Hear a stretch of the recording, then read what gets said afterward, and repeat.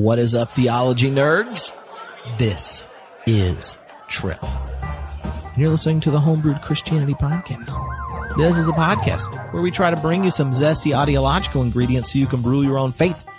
Like, I'm not down to be like, this is what you have to believe, this is what you have to think. I just don't want any more, like, vocal proponents of, like, watered down, tasteless, light beer Christianity. I want a giant spectrum of flavor, crafty goodness. And so when you listen to the podcast, this is just an ingredient, something that could be tasty. Do with it as you will. Just do something with it. You don't have to like zap back to the 16th century and propagate the Pabst Blue Ribbon of Christianity. You want something good and zesty. And today, man, this is a live podcast from when I was in Vancouver. You're going to get to hear from John Cobb and Sallie McFague. Whoa, I know, don't wreck. Like John Cobb and Sallie McFague. Yeah, I said it again. Okay, now, keep both hands on the steering wheel, slow down. This is an episode with John Cobb and Sallie McFague, and I'm in Vancouver. And my co-host that night was Trevor, and you may know Trevor because he was part of my book launch for the Homebrewed Christianity Guide to Jesus when we did the 5-hour nonstop interviews on my book. But Trevor joined the co-host. They're helping launch a new center in Vancouver for revolutionary Christianity. But there's a really sweet parenthesis, so it's kind of like revolutionary and evolutionary. But Trevor is now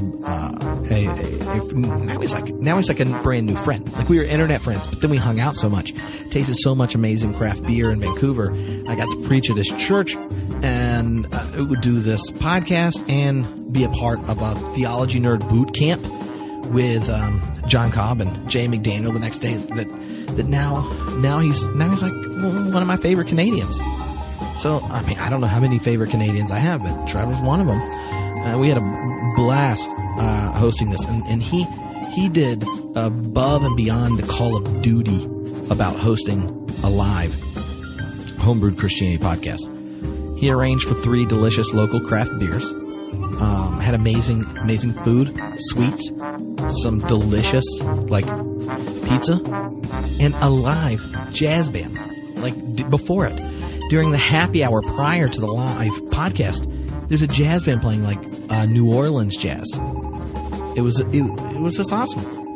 And then there was this podcast, which is just hard to describe to you what's going to happen, so I don't want to ruin it. I just want you to know that we talked to John Cobb, then Sallie McFague joins, and things take the direction she decides they're going to take. And it was, like, unplanned and, like, amazing. And by the end, you'll say, I've never heard this kind of stuff happen on the podcast before. And the reason is you've never had 2 people like John and Sallie bring their wisdom from, like, combined, like, 120 years of theologianness. That's right, they've both been theologians for so long. The amount of wisdom combined is just inappropriate. And it's about to explode in your ears. So, get ready. And before we jump in, I just want to say thank you to everyone that helped host in Vancouver. If you're in the Vancouver area and you want to connect with all the peeps, I got to meet out there both at the conference and then at Canadian Memorial Church where I was preaching. Then just head to the homepage of homebrewchristianity.com to the post for this episode, and you can find links and things there, so you can connect with the center. There's a couple churches that were involved and a number of different people. It was just excellent. So if you're looking for a peeps to roll deep with in Vancouver, then definitely check it out.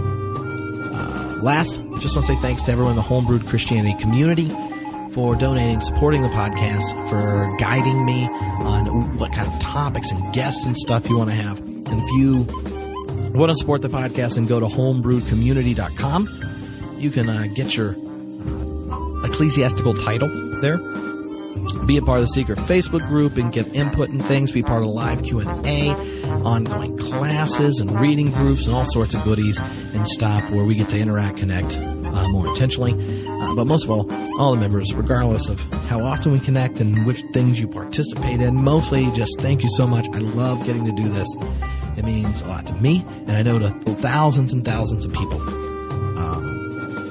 This year, we're going to pass 2 million episodes being downloaded. That's crazy. 2 million episodes are going to get downloaded this year of Homebrewed Christianity. And I don't know, depending on where you are in the world and the people you roll with, for so many of those people, they're in a place where there aren't lots of friends where they're able to think faithfully and critically and reflectively about their faith. And so the community is built up around the podcast and the episodes and stuff means a lot to them. And I get to hear from people all the time, but for those of you that don't, know that and you're supporting, know that a lot of people are blessed by it. And if you're listening and you say, oh, I wish there were more people like this, then just start looking around online. You'll be surprised. I regularly find out about friends that meet, and because they realize they are both listening to the podcast in a small town in different parts of the country where there aren't lots of progressive Christians, and they connect. I've heard about ministers at evangelical churches where they aren't allowed to really be vocal about the questions and doubts they're having or how they're changing their mind, and then they find out up here at another church nearby is, and then they end up connecting. So just know that you're not alone. You're not alone if you're asking questions, wrestling with faith, and thinking about it. And more power to you. So now, here you go. This is got to be one of the most wisdomly drenched episodes. Sallie McFague and John Cobb. If a podcast guest were a game of Yahtzee, I don't even know what's good in Yahtzee, but whatever it is, you would have to roll all of whatever the best number is to have John Cobb and Sallie McFague at the same time. It's true. So why don't we all yell theological Yahtzee together? Because what better way to start a podcast than yelling theological Yahtzee together? And the thing is, it'd be your favorite time you've ever yelled theological Yahtzee together. So we're going to do it on 3. Are you ready? Ready. 1, 2, 3. Theological Yahtzee. That's right. With John Cobb and Sallie McFague. So, before...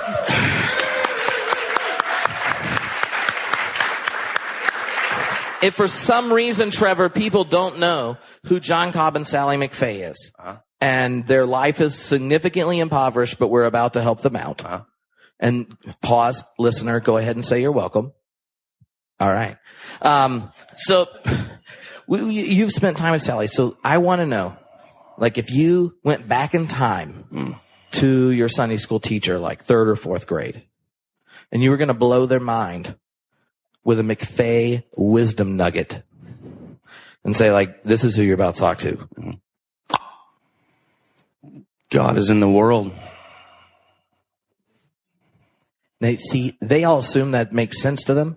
That's because this is theological elites in the room. There's high quality theologians in the room. But my Sunday school teacher, if they said that, would be very concerned. Because there's a lot of things in the world, I'm pretty sure, I don't want to use his name, but Andrew was very clear that God was not in lots of parts of the world. He had a list of things God wasn't in. Andrew who? Well, I'm not using his name. Oh, right. Right, that's right, yeah. But he was the first person I ever heard said that Christians should not go to the cinema. And I was like, why? Because it has sin in the name. Wow. And I thought to myself, with logic like that, anyway. I grew up in a secular suburb of Victoria, so it wasn't quite the same. Yeah. Well, maybe, we occasionally had PG movies, so. Right. My trinity was hockey, beer, and women. So that was anyway. That's 3rd grade. Nah. Yeah. I mean, what else do you do in 3rd grade? That's right. Man, if you didn't work here, I had things I was going to say back to you, but I didn't. That's called editing and maturity. And so, and I was talking at Wild Goose last week, which is like the American Progressive Christian Festival. Think like 3,500 liberal Christians camping for a week, and there's like music and talks and all that kind of stuff. So, and I was distributing my John Cobb baseball card, which is right up here, because who doesn't want a John Cobb baseball card? Losers. And one of the guys that listens to the podcast comes up, and he brought his mom. And he's like, Mom, we got to go. If you come, you could get an extra John Cobb card. And, and I can halfway hear this while they're coming up. And so she's like, I would like a John Cobb card. And I was like, oh, you want to put some JC in your pocket? Yeah. She said, I have no idea what you're talking about. And my son just wanted an extra one. I don't know who John Cobb is. And I said, well, lucky enough, I can tell you. She's like, okay. And I was like, John Cobb was such a good constructive theologian. He switched directions like 5 times on purpose and dominated multiple fields. He got corrected by his own son and helped him raise his attention to the ecological crisis.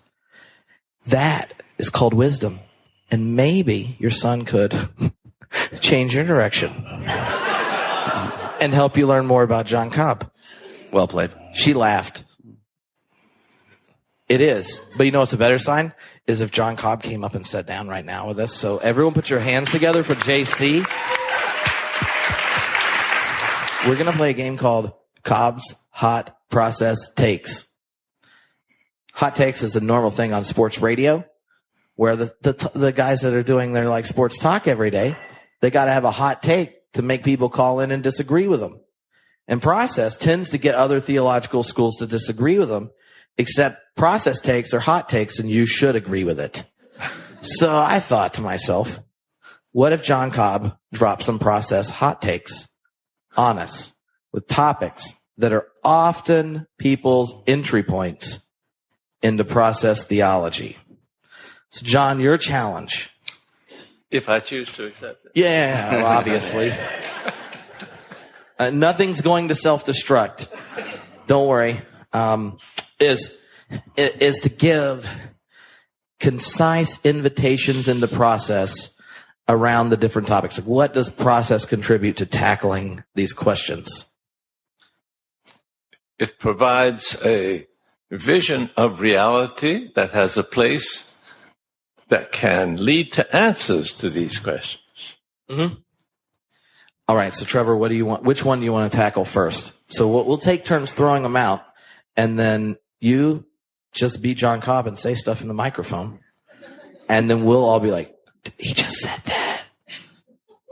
Are you ready? Yeah.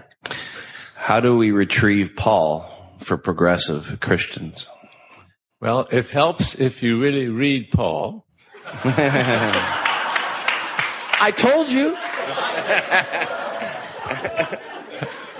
And it helps if you read it in Greek and have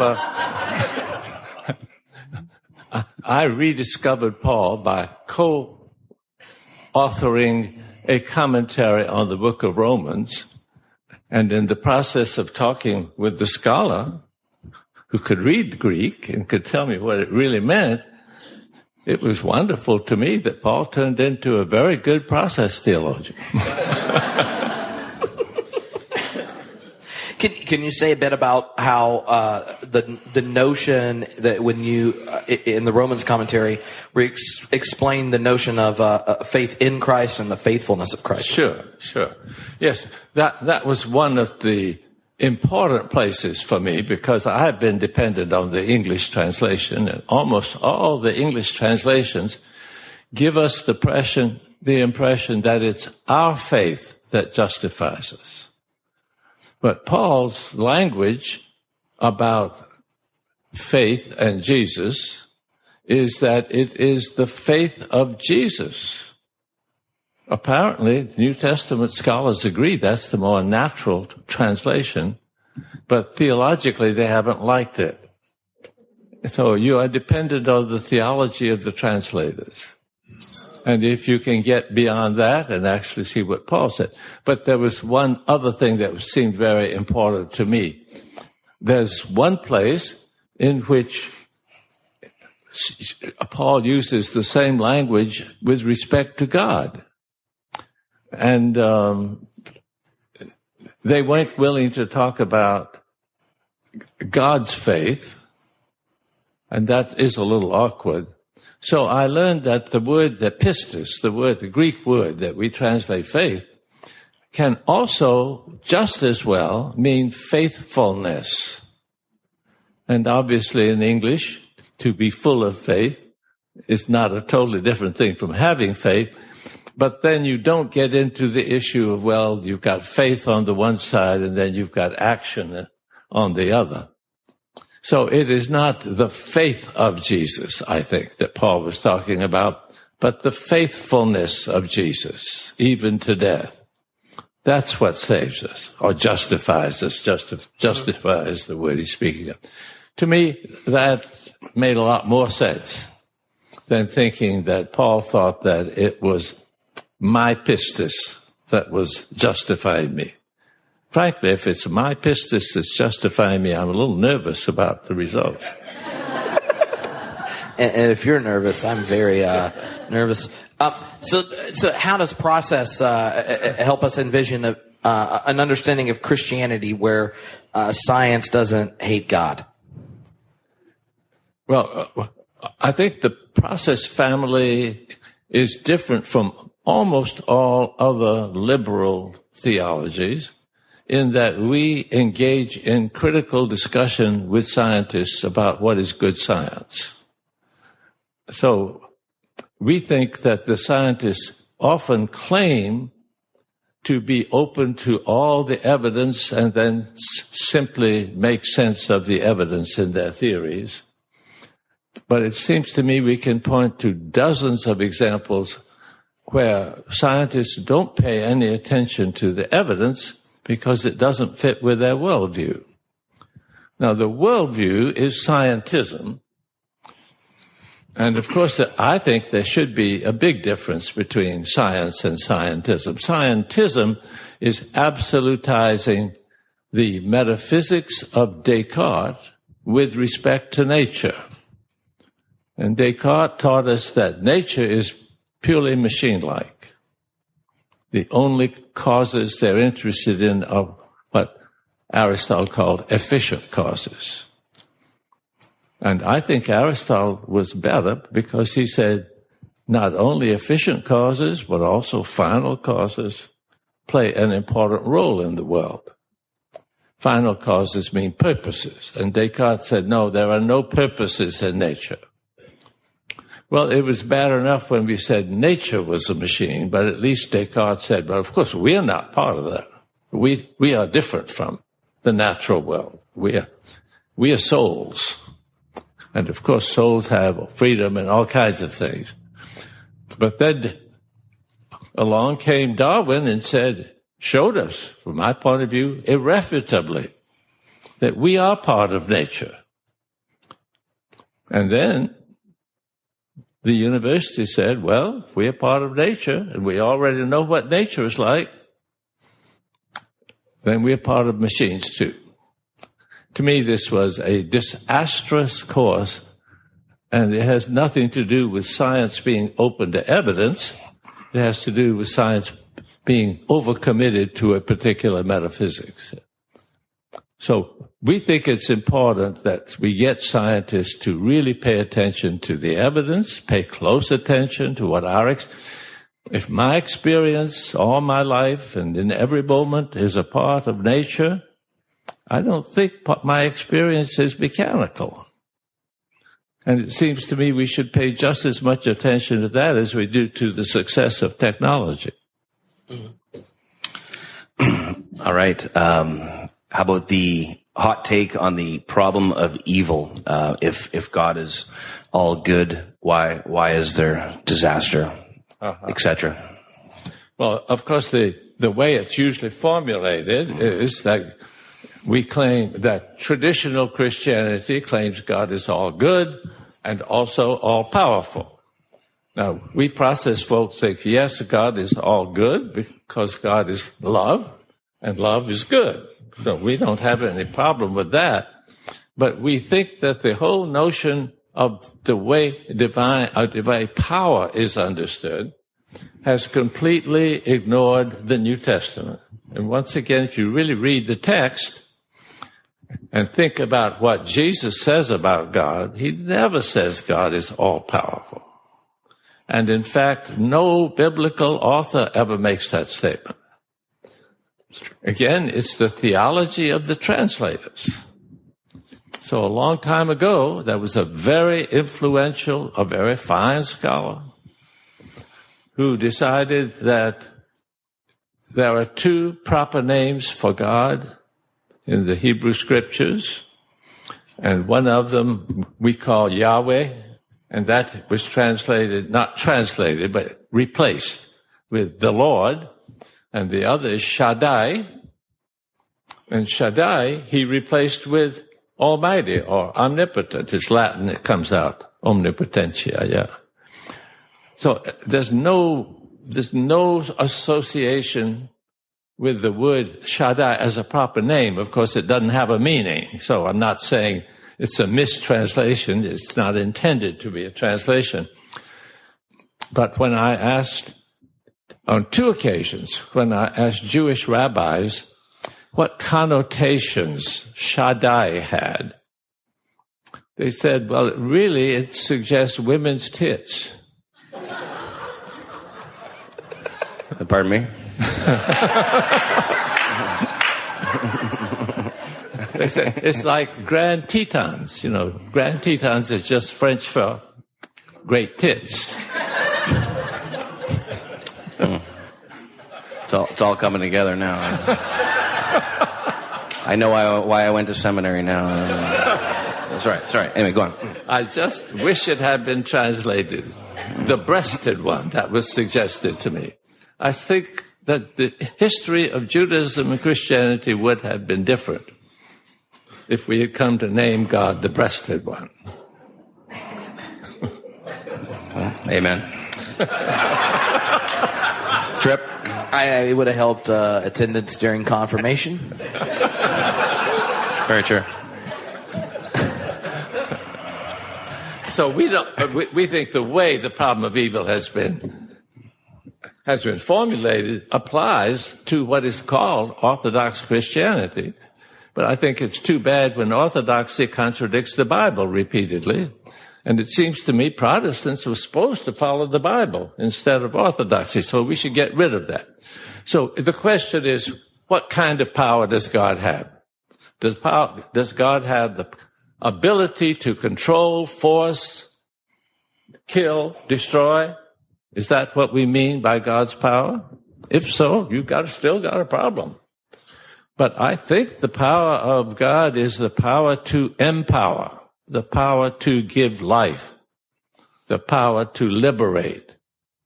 And I don't think the fact that along with all the other forces in the world, and there are many, the whole past is coming down on us in every moment, and we've got to conform to it all kinds of ways. But we say, in addition to all that, there is also the power of God. There is also something working for liberation, for empowerment, for making life rich, for enabling us to love one another. It does not wipe out all the other forces that are operative. They're all there.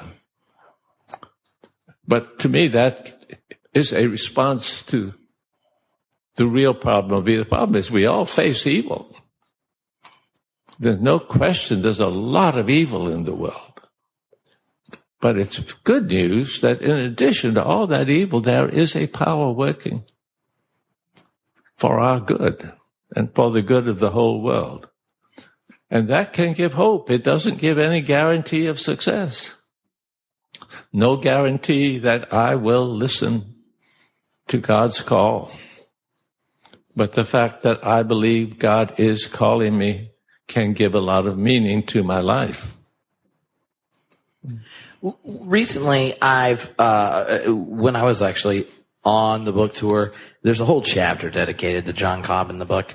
And when you meet a Reformed minister in flyover country who comes to the book talk at a brewery and drinks water the whole time, mostly because members of their congregation have listened to the podcast and are way too into process, this is their most popular, topic to bring up, is the problem of evil and divine power.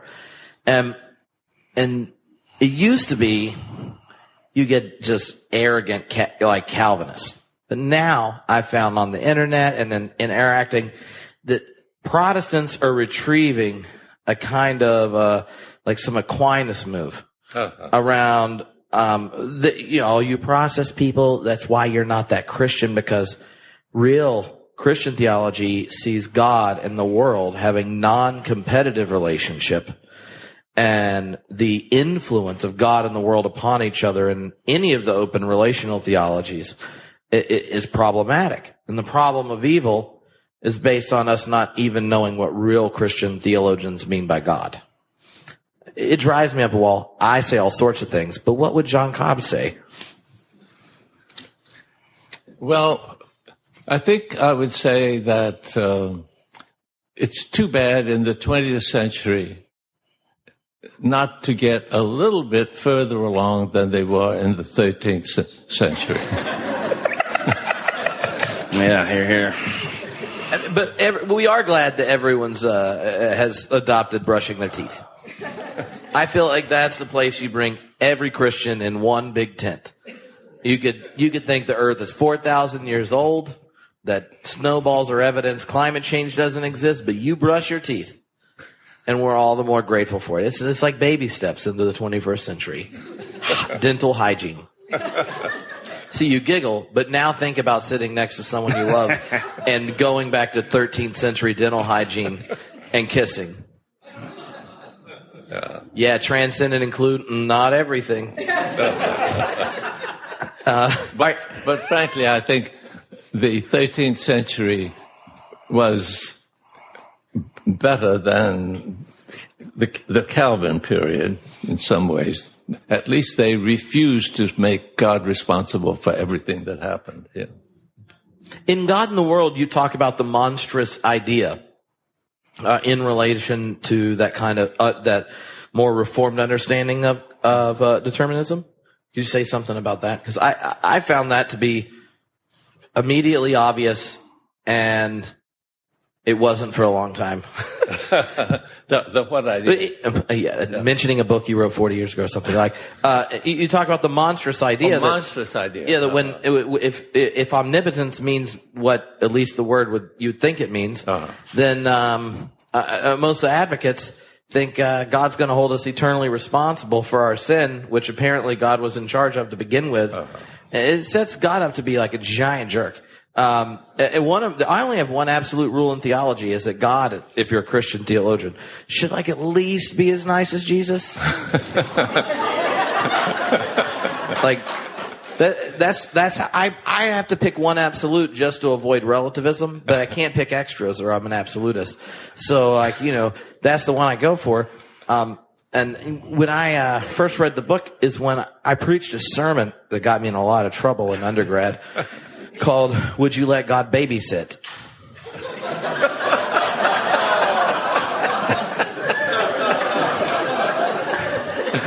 I would have hated to be his professor. Because if you think of what is being said most of the time around omnipotence, then God is either willing or permitting lots of rather horrible things. We've all experienced things where we could look at it in the face and go, if that was your idea, you are not worth being called a deity. And yet, regularly, Christians are out to defend God being the active agent or the determining agent or the permissive agent. All three of which, if you were my babysitter and my kid's walking in front of a moving car, I expect you to use every ounce of energy to keep them from going in front of it. I personally have never felt obligated to tell, even like the not so reliable babysitters. No choking on purpose, drowning, throwing child in front of car. Like, you don't think of saying that. And yet, there's like whole doctrines. Thousands of years, Christians are like, oh, yeah, God willed it or permitted it. Which answer do you like better? No. That's my answer. And so, like, the babysitter rule, like, you should think if you left the home and God was a babysitter, like, you would, like, expect your child to be there when you get back. And I'm sorry, that was some question, but then it made me think. And after that sermon, I got in trouble. Because one of the deacon's daughters had babysat for me before, and I was like, I wasn't saying your daughter ever tried to kill my kid. I was just saying if you're a Calvinist, God might have. So,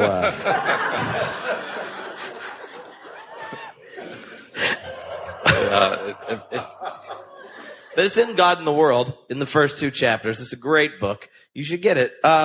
So the last hot take, this is one I got in a conversation, I don't remember with who now, before he started, but it led to me trying to explain without pictures, which I need pictures, you probably don't, you're a master, the difference between God and creativity and how that helps us understand the difference between ultimate reality, ultimate actuality, relationship between the East and the West in mutually transforming ways. I mean, I know this is an entire PhD seminar, but in 3 minutes, what's a process hot take? That Whiteheadian metaphysics helps us understand a different way of picturing interreligious relations and transformations.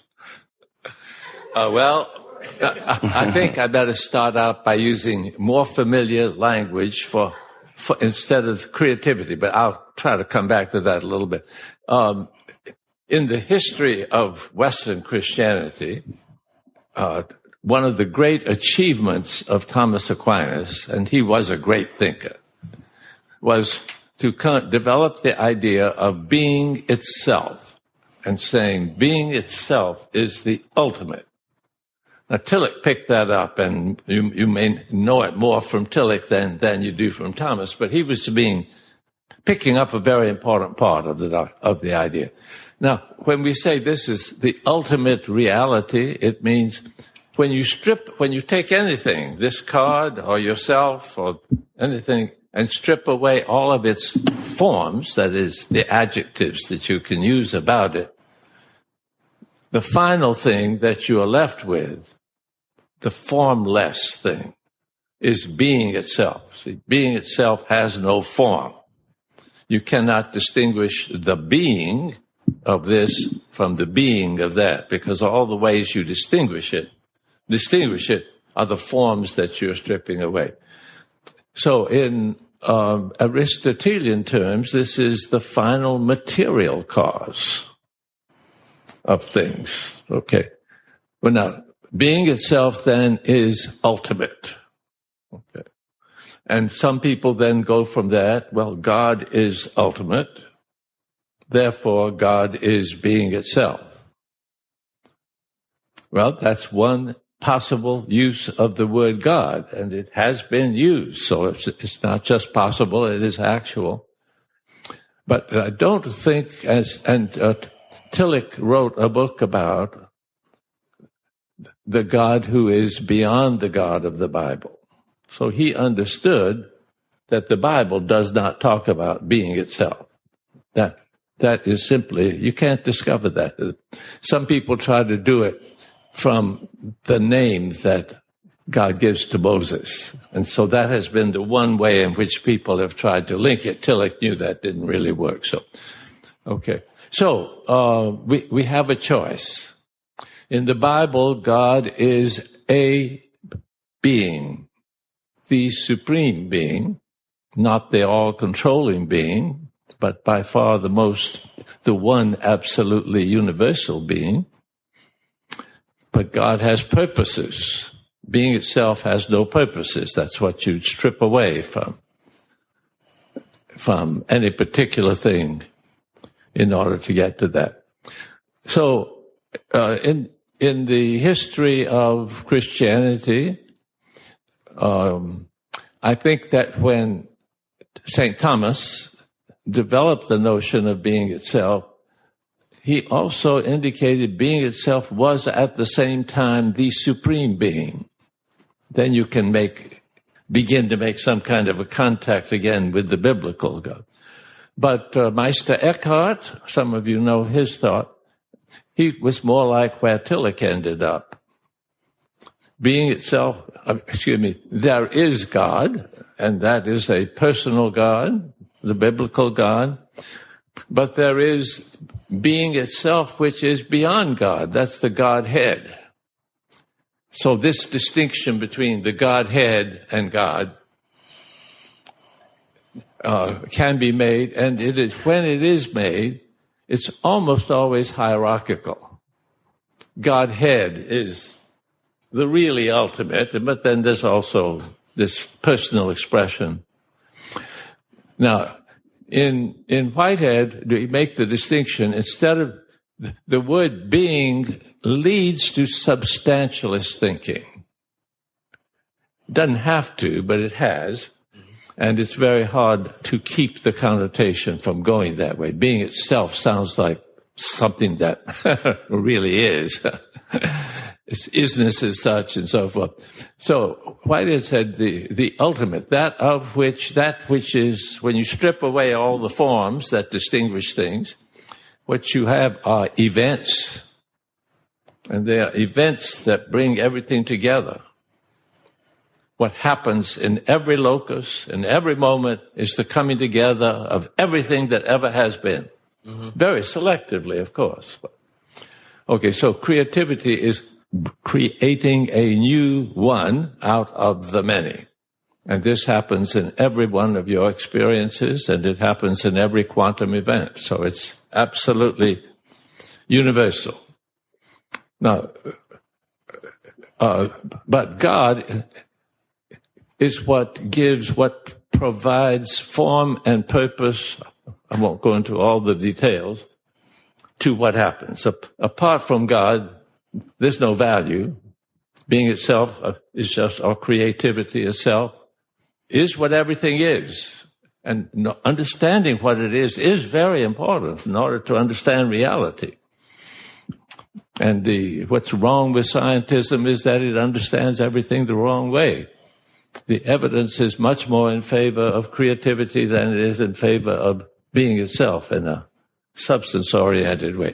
In our view, at least. But I'm quite convinced it's true. So I'll just present it to you as the truth. Okay. But what we can do then is to see there are different kinds of concerns that lead to these different two.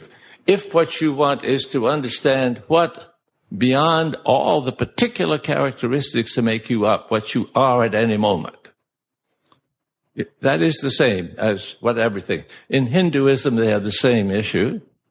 They talk about Atman, and that's you in your deepest reality. And then there's Brahman, which is the deepest reality of the whole world. And one of the key teachings of Advaita Vedanta is that Atman is Brahman.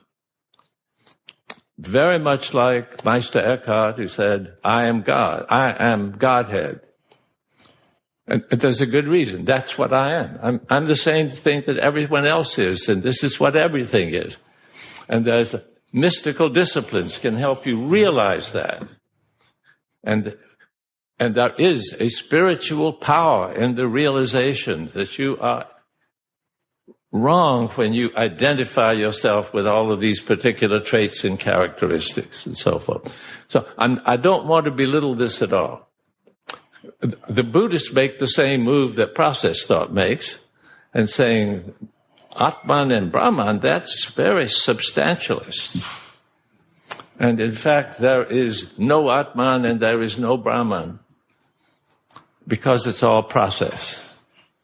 And I think the Buddhists are one step further because they're more like us.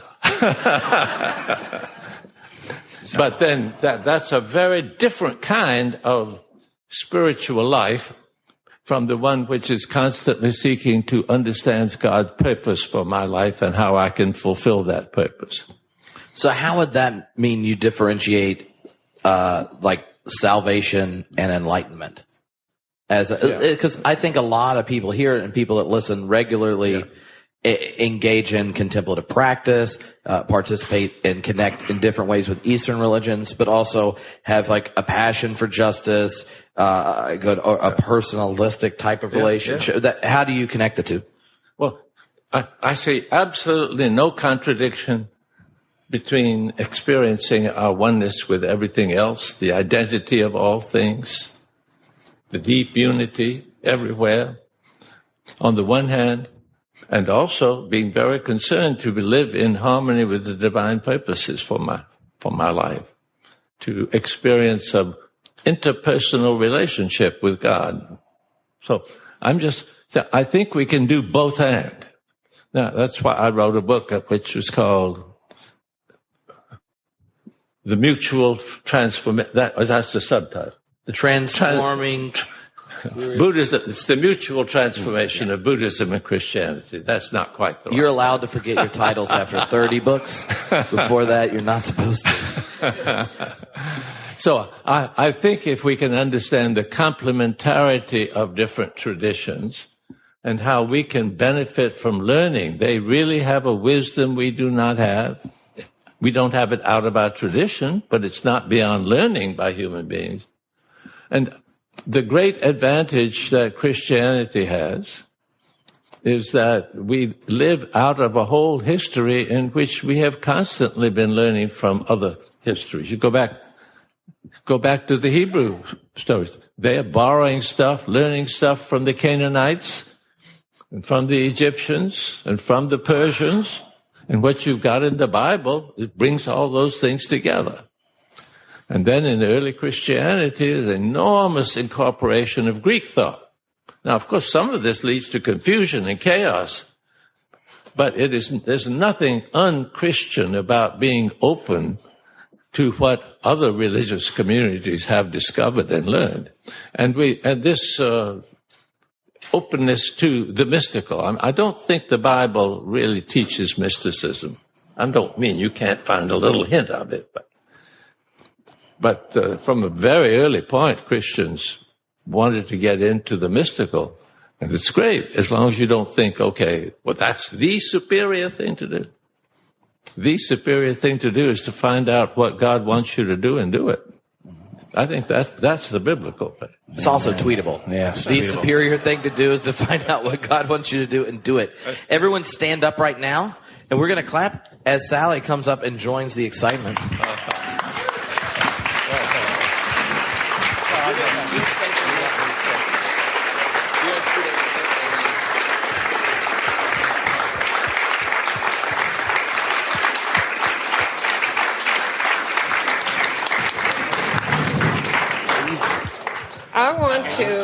I only have one chance to talk to you people, and I want to read you the closing paragraph of my last book. Okay. What I have learned in the 70 or so years when I first woke up at 7 years old. First of all, I have learned to slow down and pay attention. In Jericho Park, where I walk every morning, I often stop and take in the sights, sounds, and smells of the trail, rejoicing in the present moment. I have learned to appreciate the sacrament of the present moment, how every bit of creation mirrors and indeed brings out the unique aspect of the divine that it is. What I have learned and rejoice in is that we do not live in two worlds, but in one. We live here, and so does God. The world lives within, for, from, and toward God every minute of every day. Hence, we do not live now on earth away from God, but always, whether in life or death, we always live within God. Death is not to be feared, nor is it to be the only time that we meet God. God is the milieu of earthly existence, and heaven is here right now. To live in heaven, one must practice the presence of God, but that is not impossible since we are constantly and everywhere and always surrounded by God in our earth, which is God's body. Whether in pain or beauty, backache or a walk in Jericho, I live within God.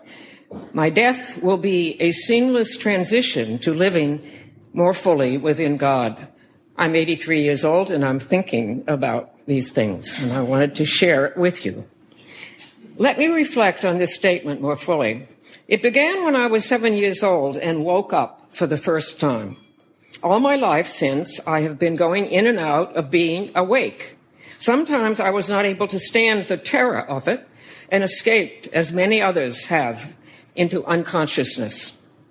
Being truly awake means being objective, realistic. It means facing the music. That is, it means facing death, one's own death and the death of everyone and everything else. Not being here is the first revelation of being awake. Everything one cherishes, including oneself, will not be here someday.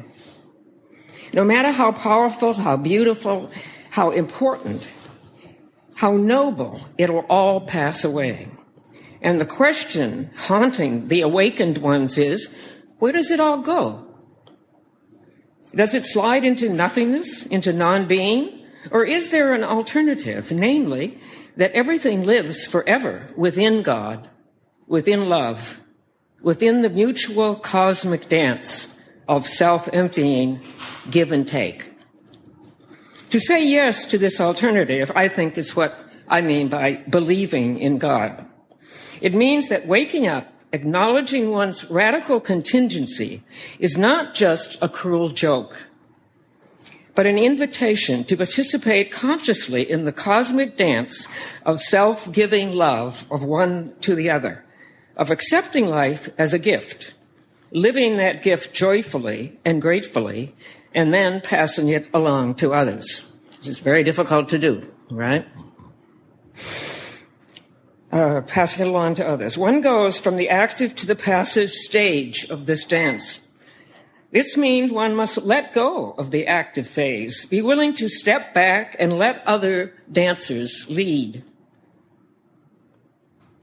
However, one still plays a part similar to a nurse log, that is, a log, a tree that has fallen down and now allows oneself to serve as nutrients for other little trees that can grow on you. As Teilhard de Chardin says in his prayer on death, in the passive stage, one allows God to part the fibers of one's being, to bear each of us away within the divine self.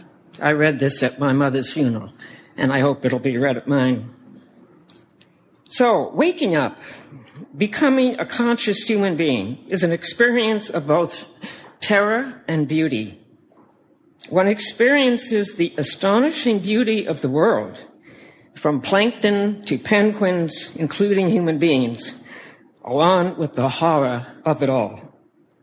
However, believing in God means that we all continue as a part, a nurse log, in the cosmic dance of self-giving love. Thank you.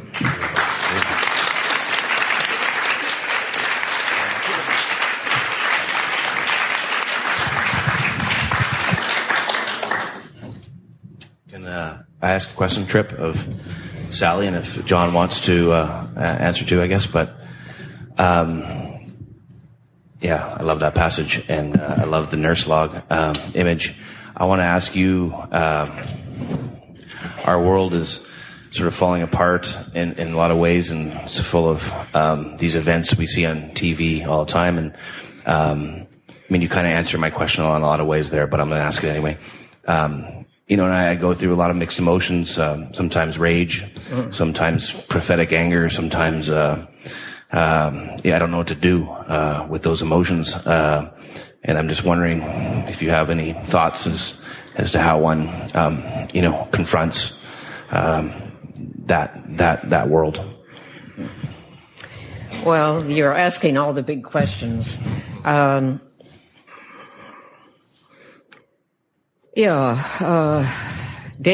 day at a time, I guess, is the best answer I can give.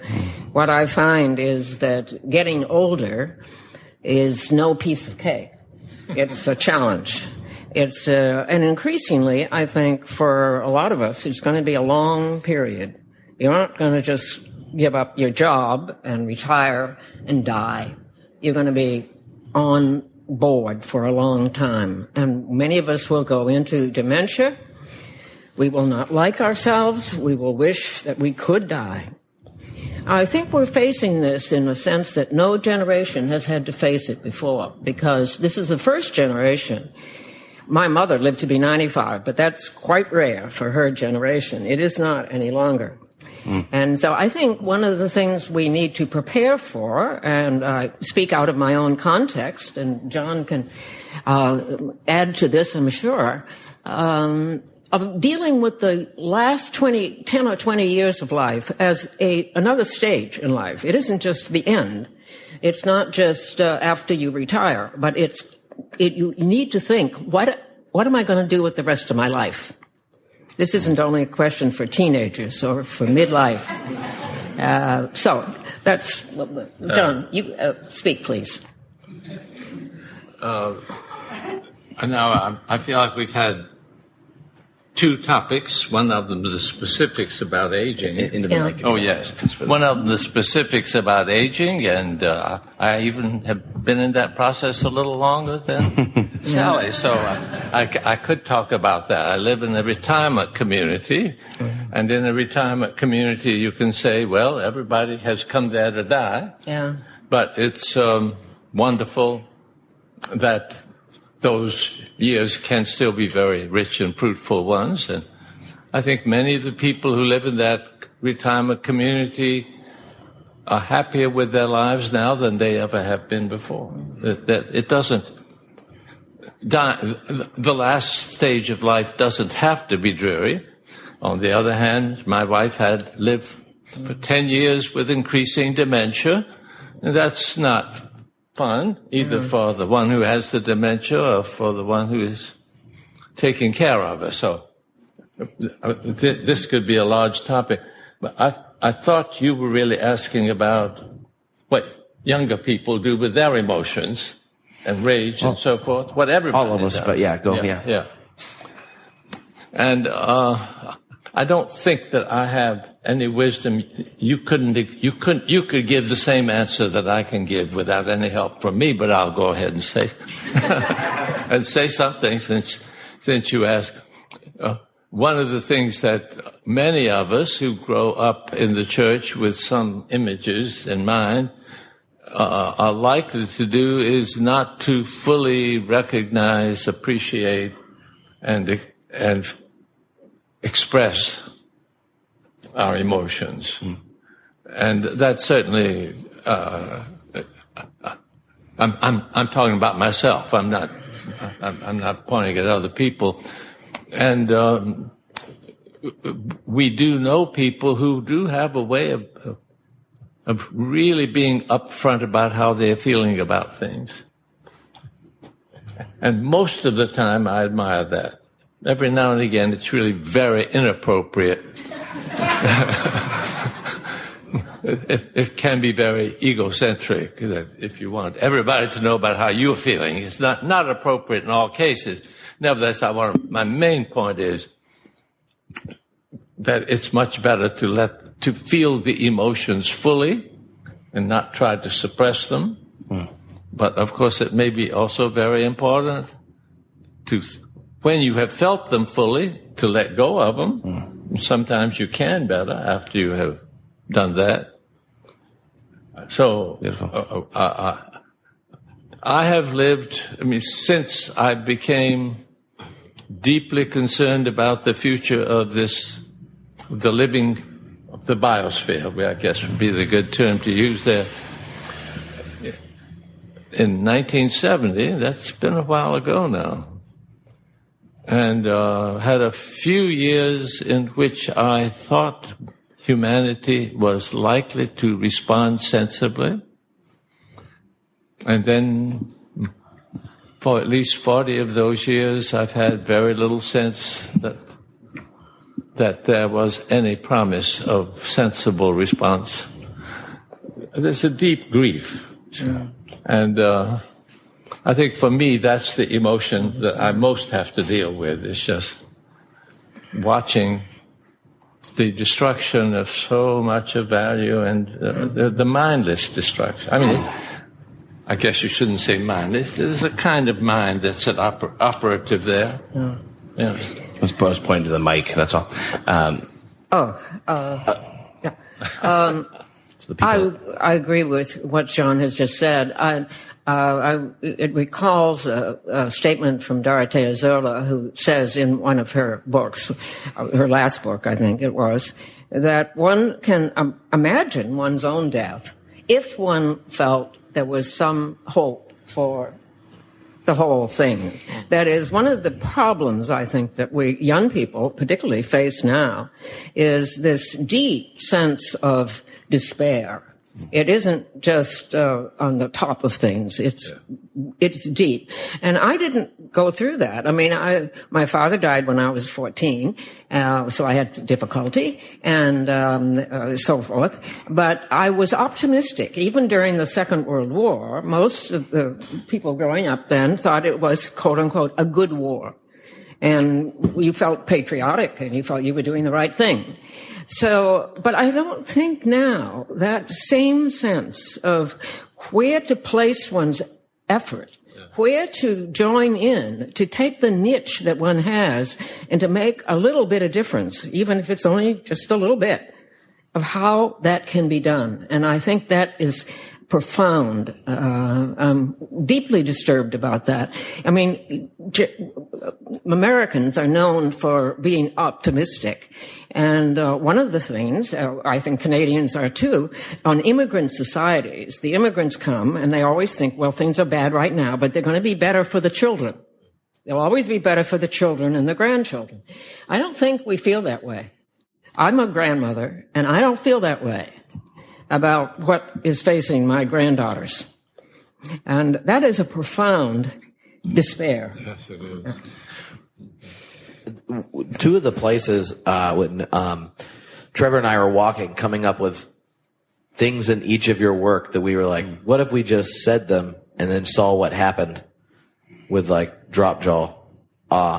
It connected to this is John's work around economism as a world religion and what you've done around kenosis and its connection to consumption. And each of those ideas are connected. And honestly, like, those are the two ideas from your work when I talk to my peers and I'm explaining why the conversation we're having is one more people need to have. It's that there's a type of Christianity in which you become a heretic to the global religion, economism, and in which you have a beautiful vision of power that actually is life-giving to more than just yourself. And that makes the plausibility of weird statements about a homeless dead Jew reasonable again, or at least attractive. So I'm interested in, and maybe you could each say a bit about where that comes out of your work, and then you all play connect the dots and we smile. I have a question afterwards, but so if you want to talk, Sallie, maybe about the I'll start first because I learned about this from John, and I wrote a book which I think was I enjoyed writing the book. It's called Natural Christians, and it actually was a takeoff on the British Columbia PR, the Supernatural British Columbia. Well, my editor at Fortress Press didn't appreciate that and said, Americans won't get it. And I said, well, they don't have to get the connection to British Columbia, but they will see, because the subtitle of the book is how supernatural Christians, how we should love the world. So it's an upbeat kind of book. I enjoyed writing it. Most people enjoy reading it. But then when I finished it, I realized you can't love the world unless you pay really strict attention to economics And I was an English major, and of course I knew nothing about economics, and couldn't care less. But so I spent 2 years reading on economics, and not to become an expert, but to be able to, as a theologian, enter into the most serious discussion of our time, which I do think is the combination of climate change and the way that it is making all life forms on our planet more impoverished, including human beings. And it was John's work, particularly his book with Herman Daly on what's it called? For the Common Good. For the Common Good. Yeah, it's a wonderful book. You must read it. And I realized that there was a different kind of economics. I mean, yes, economics, but there are different kinds. Ecological economics, which is a quite different animal than what we get from the Chicago school and so forth. People think that economics is a description of they think it's objective in the same way that science is objective. Actually, it's an interpretation. It's saying we have so many life forms, we have so many resources, we've got to find some way for us to live and flourish and live justly with all of these different life forms. And what is the best way of doing this? Well, contemporary economics says you take what you can get.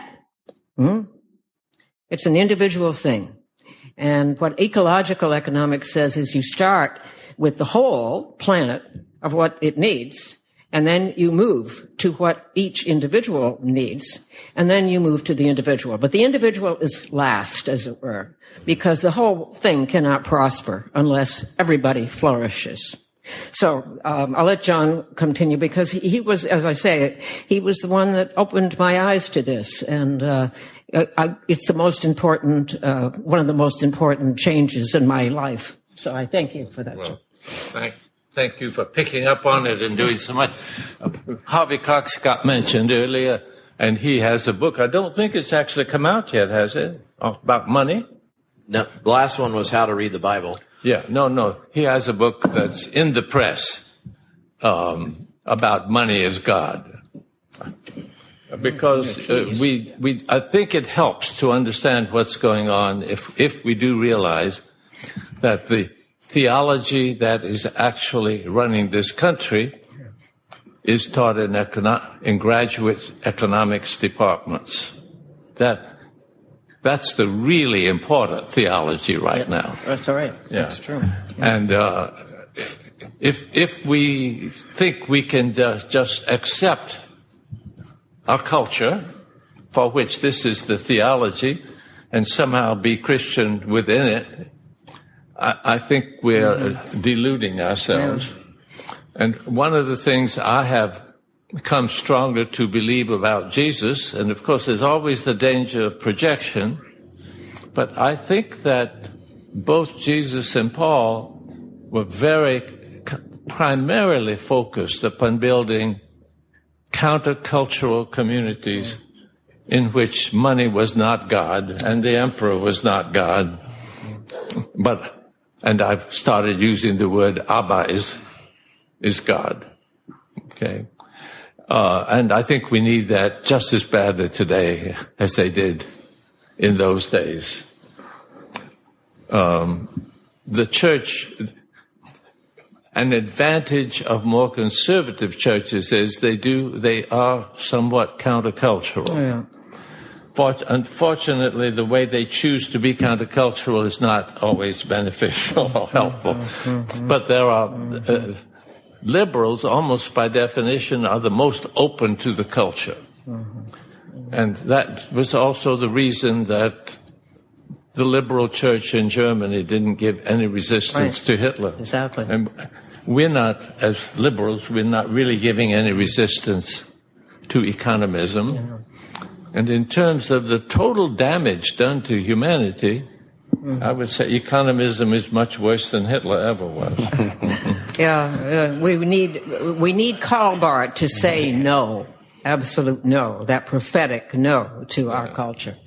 And to do so, the reason that I have gotten into kenotic thinking and see what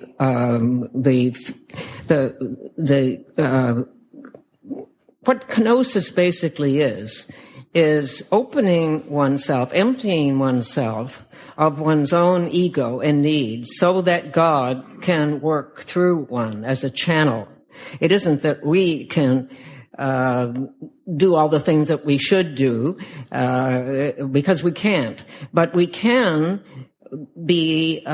participate in the power of God through Jesus Christ by allowing the countercultural perspective to dominate. And yet we don't, do we? I mean, it's curious that folks can read. I remember the first time I sat down one evening and read Mark, and I thought, this is a really strange book. It's so unpleasant, and it is not at all like what I'm getting out of my nice Anglican church. How can people read the New Testament, particularly I'm talking about, and not see the focus on poverty? It's on oppression of some sort. It is countercultural to the core. And this is unpleasant. This is why the book I wrote on supernatural Christians was a fun book, and people liked it, and I liked it. But my last book has not been a good seller.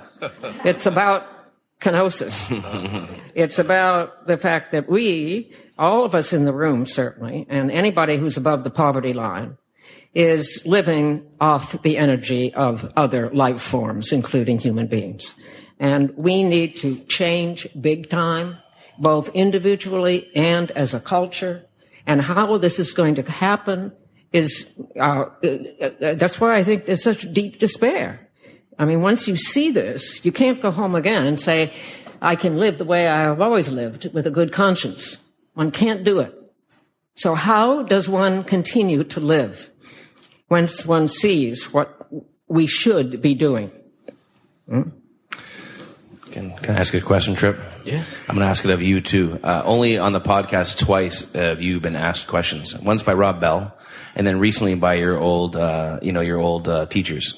But I'm going to ask you as well. So Walter Brueggemann has this breakdown of what the prophetic does. It's a 3-part breakdown, and the prophetic does 3 things. It's reality, grief, hope. And reality, we've kind of named reality. We kind of went grief first in this conversation, and then we kind of went back to reality. But the prophetic names the moment, like this is what's happening. Because people are in such a stage of grief and denial, and so much pain that they don't want to name it. Exactly. So they name the reality. So you guys have just done that. Yeah. And then you talked about grief earlier, and according to, the prophetic cries, so many, you can't stop crying. Jeremiah's in the street and he's crying. And it's a public act to allow people's aqueducts to start happening themselves, right? So, but then there's hope as well. And I'm curious because, part of this center, we want to, this whole movement here on the coast is try to talk about evolutionary spirituality or to, theology. And what I want to ask all 3 of you, Tripp too, what hope do you find from a process or panentheistic or theology? What when you understand that reality is in process, that there's such things as emergence and novelty and the cost. I mean, given what we just talked about, where do you find hope out of these theologies other than just, an apocalyptic ending where God does it all for us? Tell folks about what's different there. Sallie, maybe you want to just go down the table? Okay, I'll take a stab at it. I think one of the things that's needed is a reinterpretation of the more or less traditional, standard, stereotypical picture of Christianity, of what it does. That is the focus on the cross in a particular way. That is that what Jesus does in the cross is to assume all the guilt, punishment of all our sins, and we are freed and forgiven for our sins. This is the Anselmic view from the Middle Ages, basically. And Jesus does it all. Jesus does it all. All we have to do is go to Jesus, believe in Jesus. What I think I see as a different perspective, which is still taking the cross very, very seriously, is that the kenotic life that Jesus leads and talks about and shows in his parables is a very different kind of understanding of what salvation is. Salvation, and this is being influenced by the Greek notion in part, is deification, becoming like God. We were made in the image of God.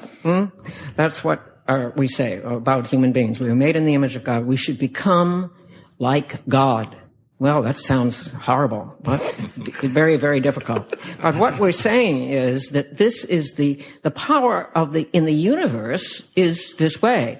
And one curiously can talk about the Trinity that, when you raise the issue of the Trinity, everybody just looks down. They don't want to talk about it. How can three become one? But actually, I think it's the best illustration that there is of kenosis, because the Greek understanding of Trinity is not that there are three persons, as it were, or three gods, or three functions, but there is an activity called love. And love is not a being. So God is not a being, even the highest being. God is, if you have to have a word, is closer to love. But a certain kind of love, that is a self-emptying love, where each one takes back, opens up, and allows the other to step forward. And so it's a constant pattern of giving and receiving. And interestingly enough, I think this is, again, similar, as process theology finds, with evolution. That is, at the heart of evolution is sacrifice. Life, there is no life except through death. And one of the interesting things and curious things about being a human being is we not only know this, but we have the distinctive possibility of actually pressing this issue. That is, we can be altruistic. I mean, we are going to give up our bodies one way or another when we die. But we have the possibility of living a kenotic life, which means a life of self-emptying on the pattern that Jesus lived. And so to say, Jesus does it all, and feminists are often reluctant to talk about the language of sacrifice. I think that those of us sitting in this room, all of us, whether we're men or women, should be involved in sacrifice. We're all privileged in an amazing way. And so I don't think we can duck out. One of the things I'm finding difficult about Christianity is that it's much more countercultural than I thought it was for years. And the older I've gotten and the more we see the consumer society that we have, the more I believe that all religions at base are countercultural. Loving the neighbor, the Buddhist great compassion, not just a little bit of compassion, but the kind of compassion that, and this is what the Dalai Lama uses. He uses the illustration of a mother's love for a child as one of the best images we have of this. So I guess what I'm realizing is that the combination of what kenosis does is to challenge us beyond all belief, and yet to accept us in the ways that we can participate, and to realize that it's God. We live and move and have our being within God, and what the most that we can do is open ourselves up so that we can become better channels of God's love. So the one illustration of the Good Samaritan parable is not that we are the Good Samaritan, but Jesus is the Good Samaritan. and that the only empowerment that we have is from outside of ourselves. We are not capable. And Protestants often, the good works problem.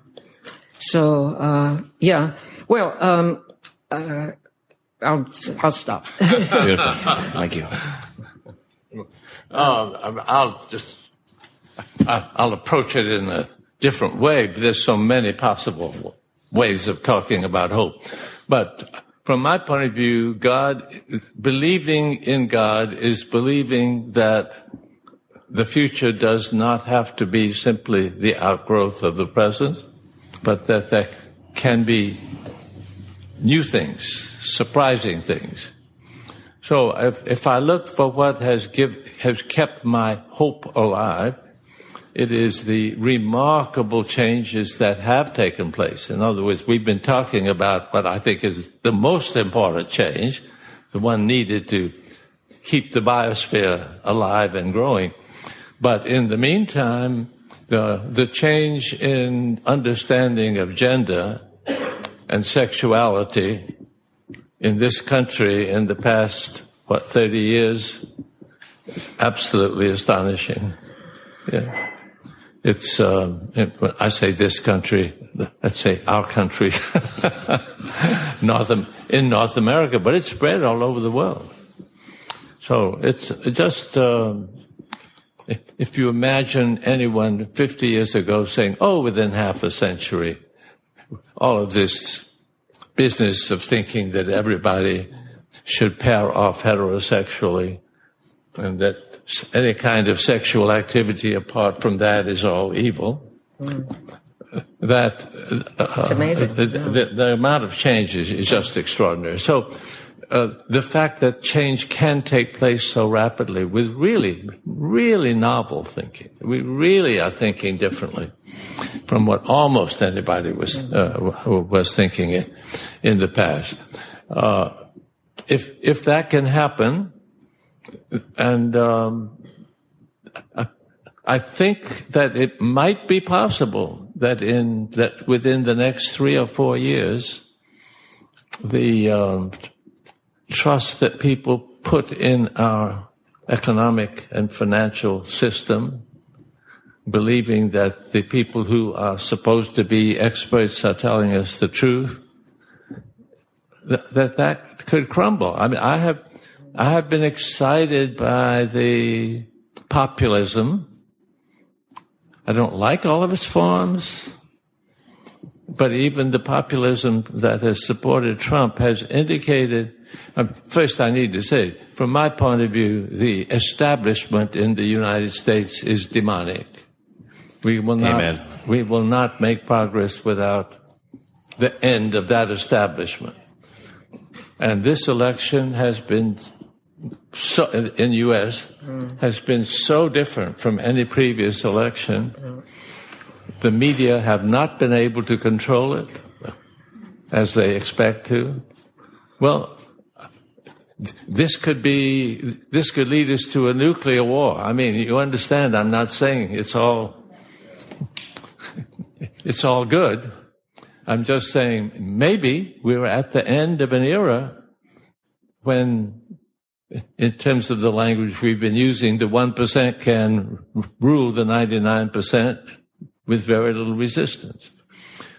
If we are, it's a new ball game. And in a new ball game, you can always increase your optimism is too strong a term. I'm scared. But it does. We don't have to despair because we haven't made any significant progress in the last half century. Maybe now, at last. Maybe now. I mean, in the area I'm talking about. Yeah, I mean, I've just said we have made progress. Yeah. Okay, so I've just grasped at straws, but I think the straws have been rather big recently. Tripp. So, my grandma used to say, if you hold your breath long enough, you'll realize how much life-giving power you have. And I think that, like, part of our situation today, especially in the church, and some of the energy in its younger members really comes from 3 different places, but it's why I think I have hope, like hope beyond just that. The fact that we're inspired to love our enemies because of a homeless dead Jew doesn't give you hope. Like, that's pretty amazing, right? I mean, I'm just really glad his mom sang him socialist songs when I was a little kid and all kinds of other stuff. But, I mean, just remember, like, we're inspired by that guy and we're still sticking around. So there's hope there. But when we realize how much power we actually have, and it connected that breath line with my grandma used to say is, she would say, like, so hold your breath long enough, and then you'll know how much power you have to give life. And it was connected to, her being the first nursing home organizer of labor in North Carolina. And I think we need to pause long enough to let, and that book is beautiful by Brueggemann, to let the grief sit there and then hope comes after the reality. But if we pause long enough for the reality, there's never been another time in church history where the actual diverse voices of the living body of Christ get heard, inspired, and transform and prick our conscience. Like the overeducated white straight dude. Like, I've had like whole semesters I never read Another One of Me. And I was moved to tears regularly. I go to a congregation where I'm a minority and I get to worship next to all sorts of other people. I get to go all sorts of places and find people in congregations and parts of the body of Christ who are being inspired and moved by voices who, for the overwhelming history, wouldn't have even got to read the text, let alone interpret it and put it out and be heard and treated seriously and disturbed. That has to be recognized as a beautiful asset. That we're at a place where tonight you could go home and read a single mom in Zimbabwe's exegesis of our liturgical text. And you can quote her in your sermon. Do it and see if anyone gives you a problem with it. Like, they'll give you a hard time for quoting John. And so that's a real, and the fact that more of the body of Christ listen to those voices gives me hope. The second is that about God's presence.